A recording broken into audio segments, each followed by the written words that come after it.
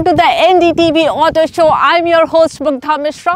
What a busy week and a half it has been for us, but that means that we have got an action-packed show for you. Let's take a look. Review of petrol diesel Tata Curvv. Details of Triumph's most affordable bike speed T4. Test drive of facelifted Hyundai Alcazar. Review of facelifted Audi Q8. After the launch of Tata Curvv EV, company has now introduced the petrol and diesel variant as well. Mohit Bharadwaj drives the two to find out, is Curvv ready to compete in the tough mid-size SUV segment where there are competitors like Creta, Seltos and Grand Vitara. Well, you would agree that Tata Motors has designed the Curvv in a very beautiful and a very spicy fashion.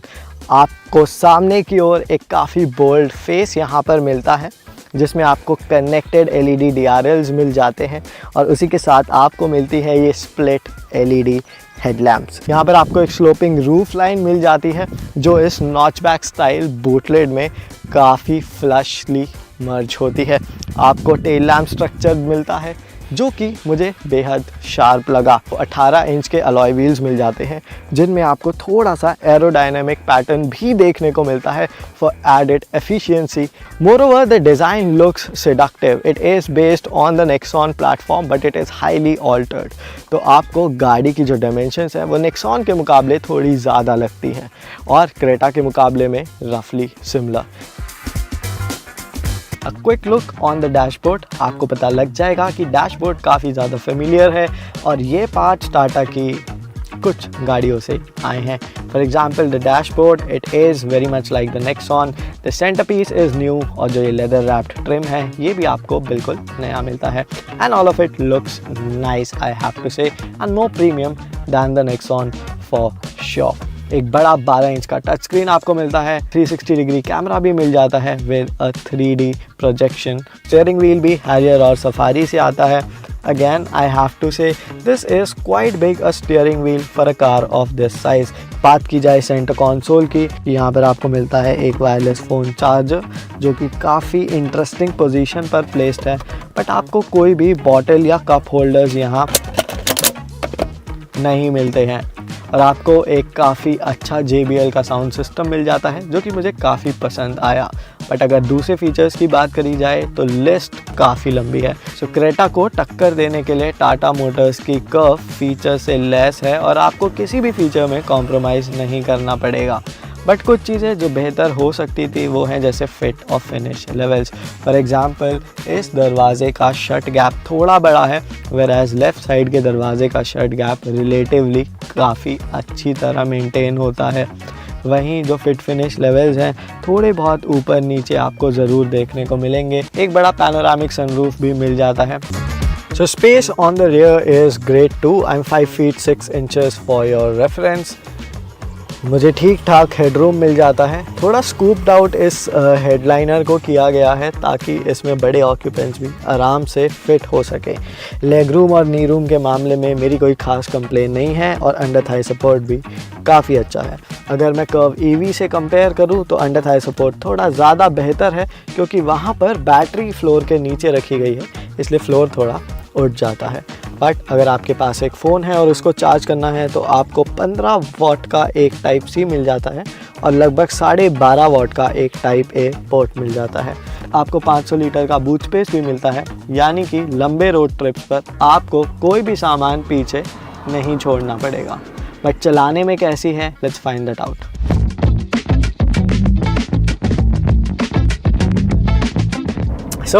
अब बात करते हैं कि curve चलाने में कैसी है। तो दो इंजन ऑप्शंस इसके हमने आज एक्सपीरियंस किए। One is the 1.5 litre diesel which is Nexon derived but heavily revised for curve. Now Tata Motors is saying that the new diesel engine, I mean the updated one, is more refined और उसकी efficiency भी पहले से ज़्यादा बढ़ गई है। हमने 7 speed DCT के साथ चलाया and I can say that DCT is not the best gearbox. In fact, a 6 speed AT would have been a much better bet for the Curvv. But on the whole, the driving experience was good. It was fuss free. And now coming down to the newer 1.2 liter Hyperion Turbo GDI engine. Now this engine has been making quite some buzz on the internet. Why so? Largely वो reason है इसका increased power output और torque output, जो अब 125 bhp और 225 Newton metre तक पहुंचा दिया गया है। तो गाड़ी में लो एंड ग्रांट भी स्ट्रॉन्ग है, मिड रेंज काफ़ी ज़्यादा स्ट्रॉन्ग है और टॉप एंड में भी आपको अच्छा खासा सर्च फील हो जाता है। But I still feel that it's weakest point is the low and grant, क्योंकि ये गाड़ी स्टॉल बहुत ज़्यादा होती है इस मैनुअल गियरबॉक्स के साथ। Now Tata Motors will be offering a 7-speed DCT with this turbo petrol motor, but it will come at a later stage for us to drive. On the whole, the car also feels lighter with this new Hyperion engine, जिसकी वजह से handling भी काफ़ी ज़्यादा crisp महसूस होती है। Overall मैं दोनों ही इंजन से काफ़ी ज़्यादा खुश हूँ और मुझे हाइपेरियन इंजन के NVH लेवल्स भी काफ़ी शानदार लगे। आइडलिंग पे भी कोई खास वाइब्रेशंस नहीं है and as you pick up the pace आपको बहुत ज़्यादा नॉइज़ या वाइब्रेशंस का सामना नहीं करना पड़ता है। इनफैक्ट जो गियर बॉक्स है ये पुराने टाटा गियर बॉक्सेस की तरह रबरी फील नहीं होता है। The gates are well designed, so आपको इस हाइपेरियन इंजन के साथ कर्व चलाने में काफ़ी मज़ा आएगा। तो कर्व में काफ़ी अच्छा ब्रेकिंग सेटअप दिया गया है, आपको चारों ही डिस्क ब्रेक्स मिल जाते हैं और जो ब्रेकिंग बाइट और प्रोग्रेशन है वो भी काफ़ी शानदार है। तो ऐसी शायद ही कोई सिचुएशन आएगी जहाँ पर आपको ब्रेकिंग सेटअप को लेके कॉन्फिडेंस की कमी महसूस होगी। However, if I have to nitpick, I'll say that braking setup could have some more initial bite to it. Now coming down to the steering wheel, as I said in the Curve EV review, it feels a size larger for a car of this size. जो इसका centre pad है ये भी काफ़ी ज़्यादा बड़ा है, तो आपकी ग्रिप में कहीं ना कहीं इंट्रूड ज़रूर करता है। और दूसरी चीज़ यहाँ पर आपको सिर्फ रेक की एडजस्टेबिलिटी मिलती है, आप इस स्टीयरिंग को रीच के लिए एडजस्ट नहीं कर सकते एंड उस वजह से मुझे अपनी एक परफेक्ट ड्राइविंग पोजीशन ढूंढने में थोड़ी मशक्क़त ज़रूर करनी पड़ी। Now coming down to the electronics, it gets a lot of features and a lot of driving aids, but yes, electronic glitches are there. For example, our rain wipers got stuck on the windscreen right in front of my face. So yeah, Tata Motors need to work on that. Otherwise, I really had fun driving the Curve, except for one big issue, that the petrol motor with a manual gearbox stalls a lot. Premium bike brand Triumph has introduced its most affordable bike in Indian market, Speed T4. King Shukdatta takes you on a walk around and gives you all the details. So, starting with the price, it's now priced at 2,17,000 rupees. Same TR5 engine, 398cc, single cylinder liquid cooled engine as the Speed 400, but it has been now detuned. So, it makes about 10 brake horsepower less at around 30.6 brake horsepower. So, it makes 10 brake horsepower less at around 30.6 bhp, coming in at 7,000 rpm. The peak torque output is 36 Newton meters, coming in at 5,000 rpm, and Triumph says that the torque output, 80% of it comes in at very low, 2,500 to 3,300 rpm. So this motorcycle goes up squarely against the Royal Enfield Classic 350. So which is why the engine has been detuned for those riders who want to take it easy, who prefer a relaxed ride and not a rushed ride. So changes to the engine now. The sprocket also gets 29 teeth for making it easier to ride in the city. Another big change is that 43 mm telescopic fork, regular, not upside down. So you can see those, right? And new color scheme. So the fit and finish of the motorcycle stays the same. Another big change is the fact that tires are now thicker with a higher aspect ratio. So quite a few changes. The seat on the motorcycle, it has a thicker 10 millimeters cushion. It's very comfortable, let me show you. So in terms of ergonomics, the motorcycle is still very comfortable. You have an upright seating position, and yes, the fit and finish, the quality is very good. बहुत ही बढ़िया quality है motorcycle की। और इसमें जो feature set है पहले जैसा ही है, फुल LED लाइटिंग दिया गया है, और उसके साथ ही में इसमें जो फीचर्स पहले भी थे वो सारे के सारे फीचर्स दिए गए। जो इंस्ट्रूमेंट कंसोल आप देख सकते हैं वो पहले जैसा ही है, कोई उसमें बदलाव नहीं दिया गया है। तो ergonomics की हमने बात कर ली, और अब बात करते हैं इसके ओवरऑल स्टाइलिंग की। तो सेम स्पीड 400 जैसा स्टाइलिंग है, कलर ऑप्शंस काफ़ी सारे डिफरेंट दिए गए हैं एंड फिट एंड फिनिश जैसा कि आप देख सकते हैं बहुत ही प्रीमियम है, काफ़ी बढ़िया है और सीधा मुकाबला इसका होता है रॉयल एनफील्ड क्लासिक 350 के साथ।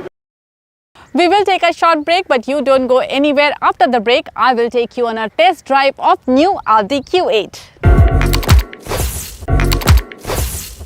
Welcome back. You're watching the NDTV Auto Show. Audi has launched its flagship SUV, the new Audi Q8. Join me as I find out what changes and what remains the same. The first change is in this signature grille. The grille shape remains octagonal, but you get this droplet effect now. The second and the biggest change is in the headlamps. Now you get this HD matrix LED headlamps with laser assistance for high beam. These also project very cool signature once you switch on the car or switch off the car, and these signatures are now configurable. Besides that, you also have some changes on the air intake area on the bumper.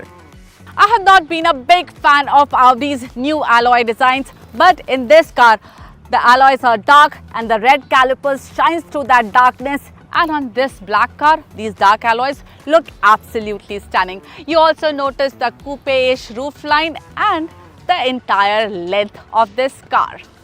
Rare में ज़्यादा कुछ difference मुझे तो नहीं दिख रहा। जो एक डिफरेंस पता चला है वो ये कि टेल लैंप में जो ग्राफिक्स बनकर आते हैं वो थोड़े से बदल गए हैं। And a more sculpted diffuser with squared exhaust tips. So the design has seen only marginal changes. Interiors में चेंजेस ढूंढने के लिए दिया लेकर ढूंढना पड़ेगा और फिर भी कम ही चेंजेस मिलेंगे, but that's not such a bad thing because these interiors are very classy looking, they are simplistic and yet very elegant. You get these two screens. The one below is for climate control. This one is a touch screen, comes with Audi's MMI Navigation Plus and MMI Touch Response. It's not as big as what some of the competitors are offering, but the response is crisp and the user interface is quite friendly. You also get Audi's virtual cockpit. The graphics on this are absolutely clean and crisp and very easy to read, and this screen is obviously customizable. These seats are really comfortable, electrically adjustable, and they offer 4-way lumbar support. Then you also have some options to change the color of the upholstery. This is leather upholstery. You get this in this gray color. Then you have the option of black, brown and beige color interiors. You get Bang & Olufsen 17 speaker setup which produces up output of 730 watt, and the music quality is actually really nice. Now, let me show you how much space you get. The space under the armrest is very limited. There's space for your wireless charging pad, and then there's barely any other space left there. Then you have 2 cup holders and a small place to keep your key. Decent sized glove box and decent sized space in the door pockets. The Q8 now comes equipped with 360-degree camera and Park Assist Plus. Let's hop on to the second row. It's a Q8, so you get oodles of real estate here. I can really stretch my legs. These seats are adjustable. You can put them up front or push them back, and even the backrest you can adjust, but not too much. So that's not much of use. But what I really like is this powered sun blind. Then you get 4-zone AC, but one thing that you will definitely miss is absence of any USB port. C-type charging point नहीं है, USB type A charging point भी नहीं है. 2 यहाँ पर port दिए गए हैं 12 वोल्ट के, जहाँ पर आपको अडेप्टर लगाना होगा अपने फ़ोन चार्ज करने के लिए. ये सीट आगे और पीछे भी होती है, और अच्छी बात ये है कि थोड़ी सी कूपे रूफलाइन ज़रूर है, but you still get decent headroom. The car is fairly wide, so 3 लोग यहाँ पर आसानी से बैठ सकते हैं, but the center passenger will have to bear this huge bump in the middle. It's time to take Q8 for a ride. The engine hasn't changed either. You get 3-liter V6 which produces 340 HP of power and 500 Nm of torque. और ये pad है 8-speed Tiptronic transmission के साथ. It's a really capable engine. If you want power, it has more than enough to deliver. And and you can pick speed in no time. Claimed 0 to 100 kph comes in 5.6 seconds. For a massive car like this, it's pretty impressive. The only negative is that when you push the pedal, the car will take a moment and then the surge of power will come. There are efficiency, comfort and dynamic modes, but the response doesn't change dramatically even in dynamic mode. Q8's drive is comfort oriented and that's what you get in all the modes. और साथ में आपको 48 volt का mild hybrid system भी मिलता है, तो fuel efficiency बेहतर करने में थोड़ी सी मदद वहां से भी हो जाती है. What shines through is the ride quality. बहुत ही बढ़िया राइड क्वालिटी मिलती है. बरसात का मौसम है, गुड़गांव में हम गाड़ी चला रहे थे और रोड्स काफ़ी ज़्यादा ख़राब हो चुकी हैं और उन रोड्स को इसने बहुत अच्छे से हैंडल किया है. You get suspension with dampers and we were driving in Gurgaon and it makes the ride really plush. Q8 has been launched at the price tag of rupees 1.17 CR. अब इस price band पर आप expect करते हैं ढेर सारे features और वहाँ पर ये गाड़ी थोड़ी सी पीछे रह जाती है. फॉर एग्जाम्पल इसमें आपको ADAS नहीं मिल रहा. With absence of screen that catch your eye or any gadget at the rear, the cabin feels dated. And the facelift a missed opportunity to make the Q8 look more modern. But it continues to offer comfortable drive and a differentiated look. At rupees 1.16 crore ex-showroom, the Q8 can appeal to customers looking for more for their buck. Next up, Hyundai has updated its Alcazar. Dhruva 3 drives it to find out is it a better family mover now.